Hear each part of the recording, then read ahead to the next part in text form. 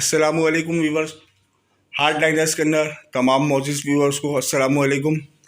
जैसा कि सबके इल्म में कि गुज़िश्ता कुछ माह पहले जो है मलाला यूसुफजई ने अपने बेस्ट फ्रेंड आसिम मलिक के साथ जो है निकाह किया था और निकाह की तकरीब जो है उनके घर में हुई थी। तो अब उनका अपनी फैमिली के हमरा और अपने जीवन साथी के हमरा ये दुबई का विज़िट हुआ है और दुबई एक्सपो 2020 जो कि 2022 में मुनक्किद हो रही है, 2020 एक्सपो दुबई, तो उसमें शिरकत करिए और पाकिस्तान पवेलियन में शिरकत करिए अपनी फैमिली के हमरा। और उन्होंने वहाँ पर पहुँच के जो तासुरात का इज़हार किया है कि अपनी फैमिली के हमरा और ख़ासकर अपने जीवन साथी के हमरा यहाँ दुबई में आकर जो बहुत ज़्यादा पुरलुत्फ़ हो रही हूँ और बहुत ज़्यादा एंजॉय कर रही हूँ। तो मलाला एक सेलिब्रिटी हैं, तो बहरहाल ये एक ख़बर थी जो आप लोगों के साथ शेयर कर ली। चैनल पर पहली मरतबा है, सब्सक्राइब कर लें। अल्लाह हाफिज़।